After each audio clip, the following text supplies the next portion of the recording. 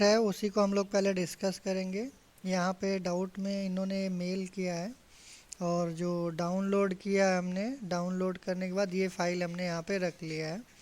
इसी को हम लोग पहले VS कोड में यहाँ पे CMD करके, जैसे पहले हम लोग नॉर्मल ओपन करते थे वैसे ही यहाँ पे हम लोग VS कोड में ओपन करेंगे। और कुछ इनके CSS में इम्प्रूवमेंट क्या हो सकता है कोड में, उसको मिनिमाइज कैसे कर सकते हैं पहले उसको समझेंगे।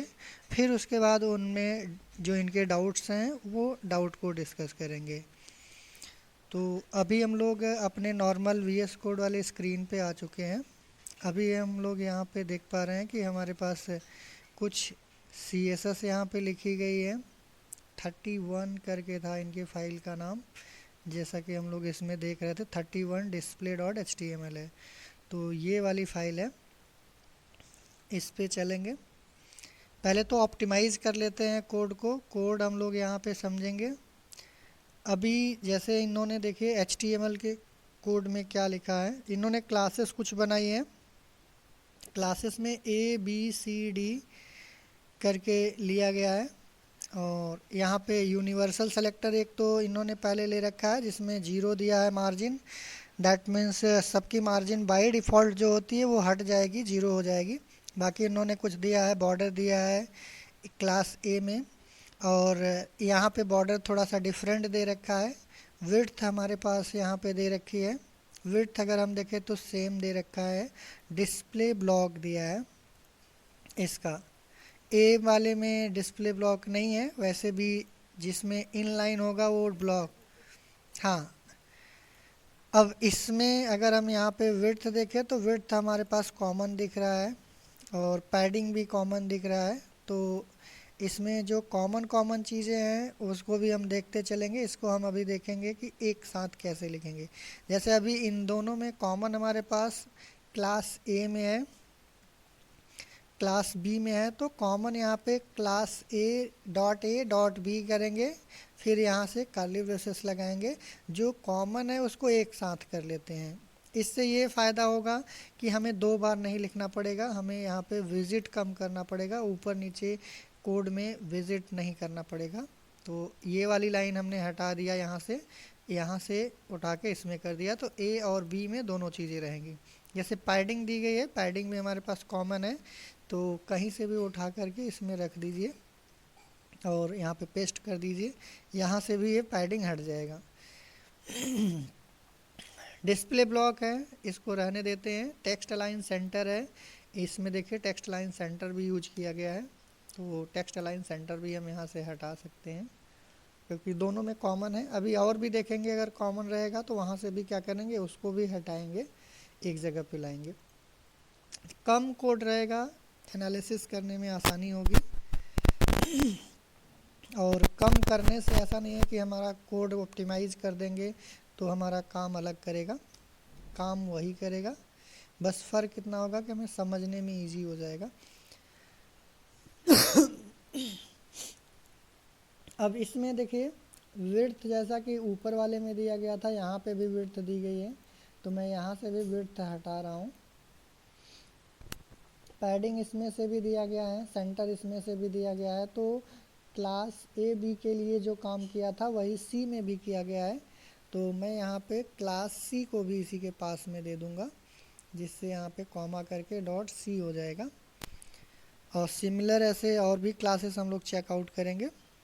यहाँ पे भी हमने यूज किया है, जैसे विड्थ पैडिंग सेंटर, ये भी कॉमन है, इसको भी मैं यहाँ से हटा दूँगा। जो डिफरेंट है आप उसको डिफरेंट रखिए, कोई इशू नहीं है। जो कॉमन है उसको आप एक में पास कर सकते हो। कॉमा लगाएंगे, .D करेंगे, फिर से सिमिलर और आगे बढ़ेंगे, देखते हैं और भी क्लासेस इन्होंने बनाया है, क्या क्या बनाया है। इसमें भी कुछ विड्थ दिया गया है, E वाली क्लासेस है, और साथ में यहाँ पे padding align centre, I think that mostly सब में कॉमन ही है, तो मैं एक बार चेक कर लेता हूँ, इसमें भी होगा तो इसको भी कर देंगे। हाँ, विड्थ यहाँ पे भी वही सेम है, पैडिंग टेक्स्ट अलाइन सेंटर है, और इसमें भी विड्थ सेम है, पैडिंग टेक्स्ट अलाइन सेम है। तो इतनी चीज़ें सेम हैं, तो मैं यहाँ पे क्या करता हूँ, सबको कॉमा करके ए से लेकर के एफ तक हमारी क्लास है, जी तक है, एच। अच्छा इधर भी है, तो इसको भी मैं यहाँ से, आई भी है इधर नीचे, तो एक साथ कर देंगे यहाँ पे। जैसे पैडिंग है, अलाइन सेंटर है, मैंने इसमें से कुछ, अच्छा बैकग्राउंड कलर गलती से डिलीट हो गया। एच आर है, अच्छा इसके नीचे अब नहीं है क्लासेस। तो ए से लेकर के आई तक हमारी क्लासेस यूज की गई हैं। तो मैं यहाँ पे कॉमा कॉमा करके, सब में सेम था तो मैं यहाँ पे सब में सेम कर दे रहा हूँ कॉमा लगा करके, जैसे कि ए बी सी डी के लिए किया था, ऐसे ही कॉमा डॉट ई कर देंगे, कॉमा डॉट एफ कर देंगे, कॉमा डॉट ई एफ जी आपका हो जाएगा, फिर से comma dot G H I हो जाएगा। तो ए बी, हाँ जी मिसिंग है, जी यहाँ पे कर देते हैं, A B C D E F G dot G हो गया। इससे क्या होगा कि अभी जो इतनी लाइन ऑफ कोडिंग हमारी थोड़ी सी कम हो जाएगी, तो इसको सेव करके अभी भी हम रन कराएंगे तो सेम आउटपुट मिलेगा जैसा पहला था। तो फ़र्क कुछ नहीं आएगा अभी फ़िलहाल के लिए, जैसे पहले इनका डिज़ाइन था वैसे ही डिज़ाइन काम करेगा। अब एनालिसिस करेंगे इस पे, इनके डाउट्स के बारे में। बट अगर हमें ऑप्टिमाइज़ करना होगा, इसको ग्रुप सेलेक्टर बोलते हैं, ये हमारी क्लास सेलेक्टर है, जितने भी हैं क्लास सेलेक्टर है। एक हमारा यूनिवर्सल सेलेक्टर है यहाँ पे, और एक एलिमेंट सेलेक्टर यहाँ पे हमने यूज किया है जो सबसे लास्ट में दिया गया है, एच आर के लिए दिया है। ये हमारा एलिमेंट सेलेक्टर है, या टैग सेलेक्टर बोल सकते हो। इन सारे सेलेक्टर्स के बारे में हम लोगों ने पहले से डिस्कस भी कर रखा है कि ये सेलेक्टर कौन कौन से दिए गए हैं, सेलेक्टर्स के नाम क्या क्या हैं। बस इसमें केवल इतना सा हम लोग सीख रहे थे कि कोड को कैसे ऑप्टिमाइज करेंगे, जो चीज़ें कॉमन है उसको हम यहाँ पे एक साथ कर सकते हैं, जो थोड़ी डिफरेंट चीज़ें हैं उसको हम सेपरेट करेंगे। इतनी चीज़ें आई होप दैट क्लियर हुआ होगा कि कैसे हम किसी कोड को अगर ऑप्टिमाइज करना रहेगा सीएसएस में, तो कॉमन चीज़ों को हम कैसे एक जगह पे लाएंगे। क्लियर है?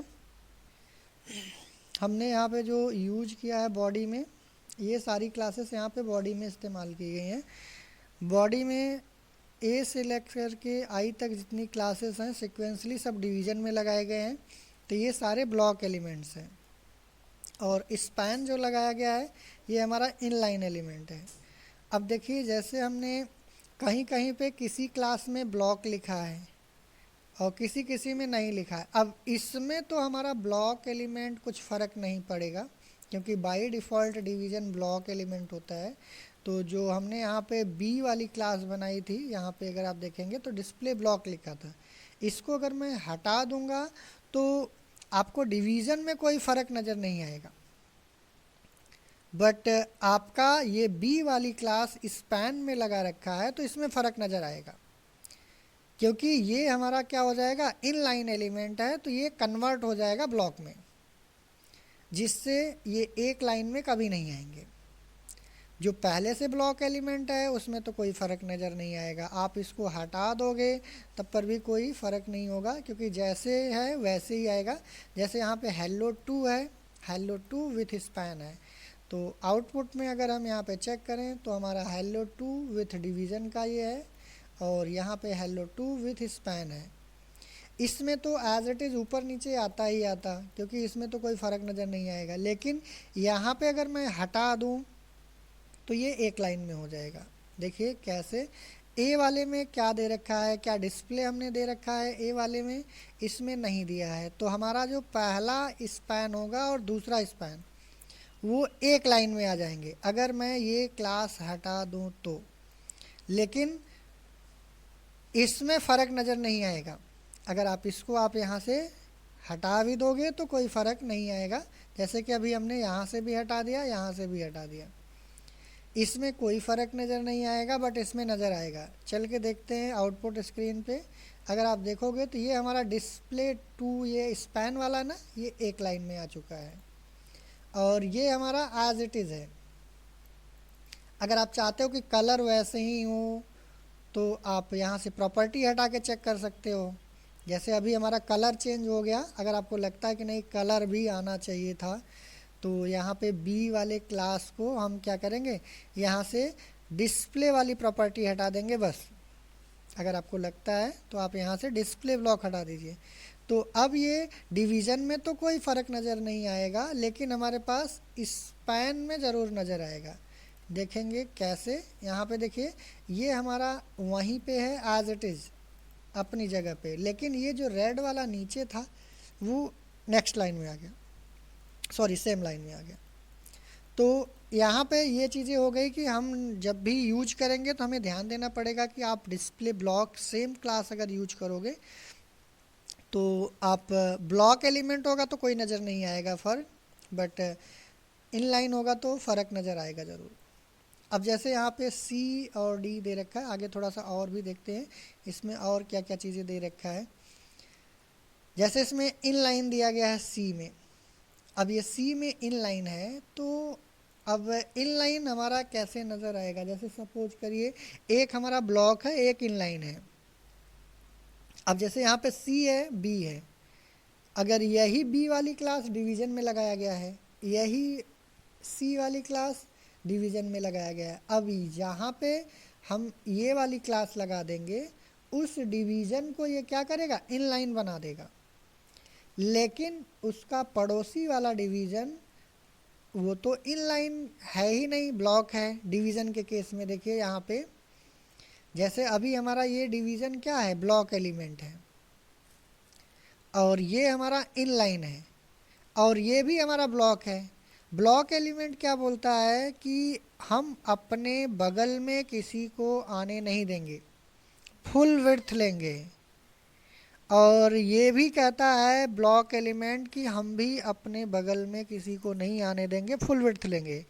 लेकिन ये एग्री है, ये कहता है कि हम उतना ही विड्थ लेंगे जितना हमारे अंदर कंटेंट है। लेकिन हमारे इस सी के कहने से पड़ोसी वाला तो रेडी नहीं हो जाएगा ना। डी और बी के केस में अगर ध्यान से देखेंगे तो बी भी हमारा ब्लॉक एलिमेंट है, ये भी ब्लॉक एलिमेंट है। अब बीच में जो रह गया है ये इनलाइन एलिमेंट है, इसके इनलाइन होने से पड़ोसी में कोई परिवर्तन नहीं आएगा, इसके इनलाइन होने से पड़ोसी में परिवर्तन नहीं आएगा। तो इसका मतलब क्या हो गया कि जो आप यहाँ से इनलाइन आप लगाओगे तो भी हमारे पास जो है यहाँ पे देखोगे जितनी विड्थ हमने दिया है ना बी में, ये बी में जो हमने विड्थ दिया है यहाँ पे, ये विड्थ 300 पिक्सल की दे रखी है, तो 300 पिक्सल में बैकग्राउंड कलर मिलेगा। और अगर हमने यहाँ पे क्या किया कि इन लाइन अगर हमने हटा दिया, देखिए एक लाइन में तो कंटेंट आने से रहा नहीं, क्योंकि ये पड़ोसी का कंटेंट एक लाइन में नहीं आएंगे अकेले खुद का इनलाइन होने से। बट इतना ज़रूर है कि 300 पिक्सल की रेंज में ही केवल बैकग्राउंड कलर आएगा, उससे ज़्यादा कंटेंट पे आपका बैकग्राउंड कलर नहीं आएगा। जैसे यहाँ पे ये चीज़ें अगर हम इनलाइन करेंगे तो कंटेंट जहाँ तक रहेगा वहीं तक रहेगा। जैसे अगर मैं इसको 300 पिक्सल के बजाय अगर मैं यहाँ पे विड्थ अगर मैं 800 कर दूँ, 700 पिक्सल कर दूँ, तो इसमें केवल उतना ही जो हमारे पास ये सी वाली क्लास है, इस वाले में केवल इतने का ही बैकग्राउंड कलर करेगा, लेकिन बाकियों का 700 पिक्सल करेगा, बाकियों का 700 पिक्सल करेगा, वो भी डिवीज़न के केस में। तो यहाँ पे इन लाइन का कॉन्सेप्ट समझ में आना चाहिए कि आप ब्लॉक एलिमेंट लगा रहे हो तो इसका मतलब ये नहीं कि इन लाइन इसको बना दिया तो पड़ोसी वाला भी इसी लाइन में आ जाएगा। सिर्फ ये अपने के लिए रिस्पॉन्सिबल है, पड़ोसी के लिए रिस्पॉन्सिबल नहीं है। तो इसको आपने इन लाइन बनाया है तो जितना कंटेंट होगा उतने तक ही बैकग्राउंड कलर आएगा। आप इसकी विड्थ चाहे आप कितना भी दे दो, आप विड्थ आप 700 दे दो, 800 दे दो, 900 दे दो, 1000 दे दो, इसको विड्थ से लेना देना ही नहीं है। और सेम बात यहाँ पे अगर हम करेंगे इसके लिए, तो इसमें भी सारे हमारे कंपोनेंट्स, जैसे इनलाइन कौन है, इनलाइन ये सी है, इसमें हमने नहीं लिखा है तो सी माना, इनलाइन ही माना जाएगा। इसमें भी हमने डिस्प्ले प्रॉपर्टी नहीं लगाई है तो इनलाइन ही माना जाएगा। तो ये तीनों एलिमेंट तो साथ में आएंगे। बाकी की प्रॉपर्टी, क्योंकि बी में हमने बी को हमने यहाँ पे अभी राइट नाउ कमेंट कर दिया है, क्योंकि हमने यहाँ पे डिस्कशन के टाइम पे कमेंट कर दिया था। तो अभी के केस में तीनों एक लाइन आएंगे।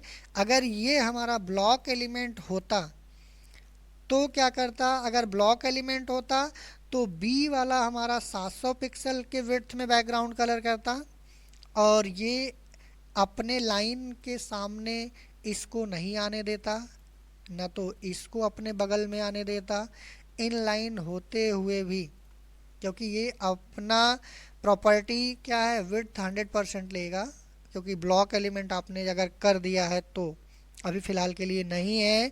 तो ये हमारा क्या हो जाएगा, तीनों एक लाइन में आएंगे अभी, जो जब तक हम जो भी हम लोगों ने डिस्कस किया है ए बी सी क्लास के केस में। यहाँ तक क्लियर है कि हम लोग यहाँ पे जो भी डिस्कशन कर रहे हैं, अगर आप इसको चेक करोगे तो ये चीज़ें तीनों एक लाइन में आएंगी। देखिए यहाँ पे, और ये 700 पिक्सल्स आपने जो दे रखा है वो 700 पिक्सल्स में इसमें रहेगा। अब जिसमें आपने इन लाइन दिया था ना, यहाँ पे देखिए ए बी वाले सी वाले में इन लाइन दिया था, तो ये आपका केवल उतनी ही विड्थ लेगा जितना कंटेंट है। 700 पिक्सल तक ये विड्थ नहीं लेगा। लेकिन इसमें देखिए इनको विड्थ से कोई लेना देना ही नहीं है, तीनों को, तीनों इन लाइन है तो इसमें ज़्यादा कंटेंट है तो ज़्यादा विड्थ ले रहा है, इसमें कम कंटेंट है तो कम विड्थ ले रहा है, इसमें थोड़ा सा ज़्यादा है तो थोड़ा सा ज़्यादा विड्थ ले रहा है। अभी तीनों केसेस के बारे में अभी हम लोगों ने डिस्कस किया है, तो तीनों केस का ये आपका रिजल्ट्स रहेगा। बाकी सिनेरियो में अगर हम देखें, अगर डी क्लासेस के लिए अगर हम चलते हैं तो डी क्लासेस में हमने क्या दे रखा है, डी क्लासेस में डिस्प्ले फ्लैग्स दे रखा है। अब ये डिस्प्ले फ्लैग्स प्रॉपर्टी हमारी किस पे काम करती है, डिस्प्ले फ्लैग्स प्रॉपर्टी कंटेनर पे काम करती है, इंडिविजुअल पे काम नहीं करती है। जैसे अगर हमारे पास आउट कंटेनर होगा, एक कंटेनर के अंदर 3-4 डिवीज़न होंगे, तब तो डिस्प्ले फ्लैग्स प्रॉपर्टी का मतलब समझ में आएगा और उसका रिजल्ट भी आपको देखने को मिलेगा। अदरवाइज आपको कुछ भी पता नहीं चलेगा कि डिस्प्ले फ्लैग्स लगाया नहीं लगाया, कुछ फ़र्क, क्योंकि वो खुद के ऊपर अप्लाई नहीं करता है, उसके अंदर जो चीज़ें होती हैं उस पे अप्लाई करता है। तो जैसे हमने यहाँ पे डी जो हमने लगा रखा है, अगर हमने डिस्प्ले फ्लैग्स दिया है तो यहाँ पे अगर हम डी क्लास में देखें तो अगर हमने इसके अंदर कोई HTML का टैग लगाया होता तो उस पे डिस्प्ले फ्लैग्स प्रॉपर्टी काम करती, खुद पे काम नहीं करेगा। दैट मीन्स जो हमारे पास डिवीज़न ये डी वाला है, इस पे कोई इफ़ेक्ट नहीं डालेगा। अब ये ब्लॉक का ब्लॉक ही एलिमेंट रहेगा और ये इनलाइन का इनलाइन ही एलिमेंट रहेगा, क्योंकि ये अपने ऊपर काम ही नहीं करता, ये दूसरे पे काम करता है। जैसे यूँ समझो जैसे टीम लीडर होता है, कोई टीम रूल लीडर अपने ऊपर रूल नहीं लगाता, जो उसके अंडर में काम करेगा उस पे एप्लीकेबल होगा। तो सिमिलर यहाँ पे डी पे खुद एप्लीकेबल कोई रूल नहीं हो रहा है, इसके अंदर कोई हमने कोई टैग नहीं लगाया है, इसलिए इस पे कहीं पे भी कुछ फ़र्क नज़र नहीं आएगा। जैसा हमारा डिवीज़न का नेचर होता है और जैसा हमारे स्पैन का नेचर होता है एज इट इज़ रहेगा। इसके करस्पॉन्डिंग डिस्प्ले प्रॉपर्टी को छोड़ करके बाकी जितनी आपने CSS लगाई होगी वो सब रिफ्लेक्ट करेगा इस अपने नेचर के साथ। क्लियर है? नेक्स्ट अगर हम बात करें यहाँ पे, तो यहाँ पे जैसे अगर आउटपुट में भी देखोगे तो कोई फ़र्क नज़र नहीं आएगा। यहाँ पे अगर आप इस पे देखोगे तो ABCD यहाँ पे अगर हम देखें तो ये इसके अंदर के कंटेंट्स यहाँ पे जो है डिस्प्ले फ्लैग्स जो हमने किया है ना, ये कंटेनर के हिसाब से इसमें जो नेचर्स की प्रॉपर्टी रहेगी, वो इसके अंदर कोई कंटेंट होता तो उसको यहाँ पे एडजस्ट करता। अकेले कंटेंट है तो कुछ भी यहाँ पे ऐसे नज़र नहीं आएगा।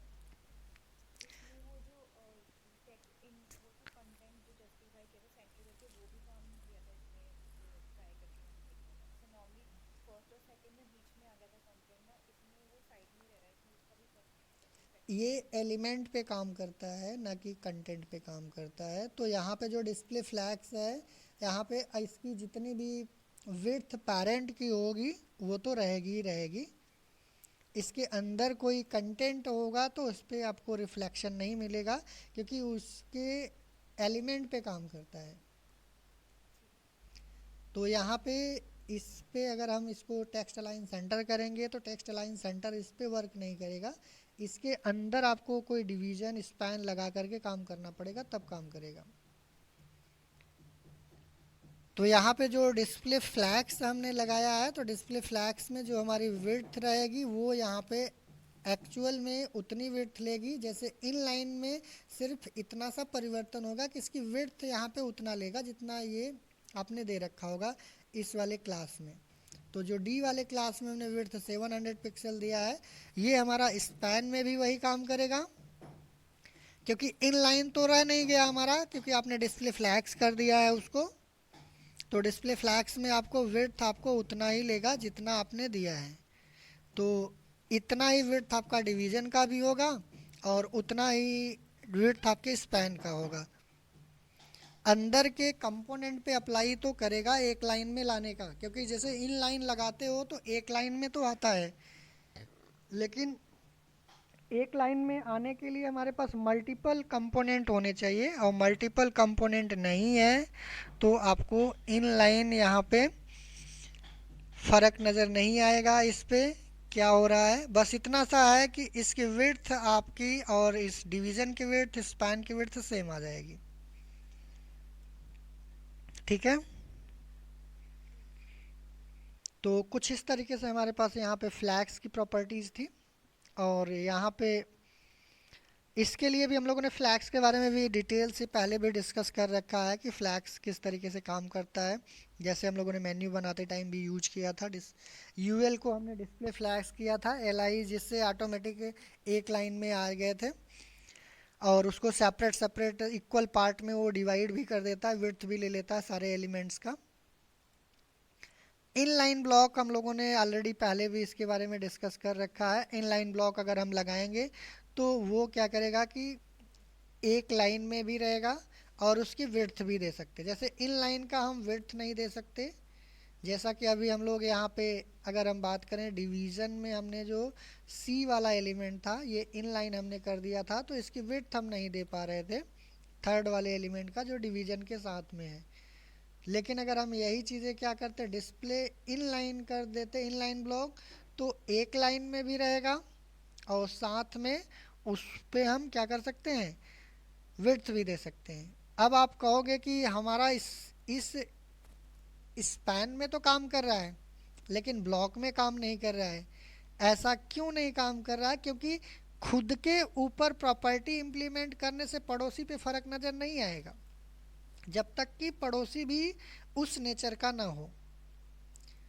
जैसे यहाँ पे अगर हमने ई वाले पे हमने इनलाइन ब्लॉक लिखा है, तो अब ये हमारा डिस्प्ले फ्लैग्स है, ये हमारा डिस्प्ले इनलाइन है और इनलाइन ब्लॉक है। तो इन दोनों को एक साथ में लाने के लिए भी तो ये दोनों सिमिलर होने चाहिए ना। जैसे यहाँ पे इनलाइन एलिमेंट ये भी है तो यहाँ पे काम कर जाएगा, बट इसमें आपको इम्प्लीमेंटेशंस नहीं हो पाएगा। डिस्प्ले इनलाइन ब्लॉक और डिस्प्ले इनलाइन, ठीक है। इसमें हमें दोनों, जैसे अभी हम लोगों ने यहाँ पे स्पैन में देखा था ना, इसमें जैसे हमने एक इनलाइन कर दिया, इसको ब्लॉक कर दिया, इसको भी ब्लॉक कर दिया, तो अब इनलाइन कर देने से ये ब्लॉक तो अपना विड्थ नहीं छोड़ेगा ना, ये तो अपनी विड्थ लेगा ही लेगा पूरा, ये भी अपनी पूरी विड्थ लेगा, तो फिर एडजस्ट कहाँ पे हो पाएगा इधर। तो इंडिविजुअल एलिमेंट पे अप्लाई करने से पहले आपको सोचना पड़ेगा कि उसका बगल वाला एलिमेंट कैसा है, नेबर उसका कैसा है। अगर वो सेम कैटेगरी का बिलोंग करेगा तो ठीक है, और उसमें उसकी विड्थ वगैरह किस तरीके से आपने सेट कर रखी है वो भी देना पड़ेगा, ठीक है। इन सब के जितने भी, जैसे अभी आपने यहाँ पे ट्राई कर रखा है ना अपने डाउट्स के लिए, इसको अगर आप यहाँ पे गूगल पे सर्च मारोगे मोजिला के साथ डिस्प्ले इनलाइन करके, तो यहाँ पे मिल जाएगा आपको। डिस्प्ले मोजिला करके आप गूगल पे सर्च मारोगे ना, तो developer Mozilla dot O R G मिलेगा। यहाँ पे आपको एग्जाम्पल से मिलेंगे। चूज डिस्प्ले वैल्यू, यहाँ पे जैसे अभी ब्लॉक दिया है, इनलाइन करेंगे तो देखिए इनलाइन आपको इम्प्लीमेंट करेगा। इनलाइन ब्लॉक करेंगे तो यहाँ पे आपको मिलेगा। इसके अलग अलग फ्लैग्स में किस तरीके से रहेगा, इनलाइन फ्लैग्स कैसे रहेगा, देखिए यहाँ पे दोनों इनलाइन फ्लैग्स में क्या हो गया, इस पे भी इनलाइन फ्लैग्स है, इस पे भी इनलाइन फ्लैग्स है। तो एक कंटेनर है, दूसरा कंटेनर है, दोनों कंटेनर सेम लाइन में आ जाएंगे। इनलाइन फ्लैग्स के लिए यहाँ पे दे रखा है अलग अलग क्लासेस है। ग्रिड है, ग्रिड के लिए किस तरीके से काम करेगा, ये सारी चीज़ें यहाँ पे आप देखोगे तो ऊपर इसमें एक्सप्लेन कर रखा है यहाँ पे। और इन्हीं के बारे में यहाँ पे थोड़ी थोड़ी चीज़ें आप इसमें डिस्प्ले से रिलेटेड आपको प्रॉपर्टीज़ के बारे में एक्सप्लेन किया गया है, और उनके एग्जांपल्स वहाँ पे इम्प्लीमेंट करके दिखाया गया है। यहाँ पे समझाया गया है, उसके बाद वहाँ पे इम्प्लीमेंट करके दिखाया गया है। तो ये डाउट्स आपके क्लियर हुए हैं। यहाँ पे जो क्लासेस में आपने क्या क्या चीज़ें आप ऑप्टिमाइज कर सकते हो, क्या क्या चीज़ें इसमें यूज कर सकते हो डिस्प्ले के साथ, क्योंकि सारे सिनेरियो में आप एक प्रॉपर्टी इस्तेमाल नहीं कर सकते। अलग अलग सिनेरियो के लिए अलग अलग प्रॉपर्टीज़ इम्प्लीमेंट करने के लिए बताई गई हैं।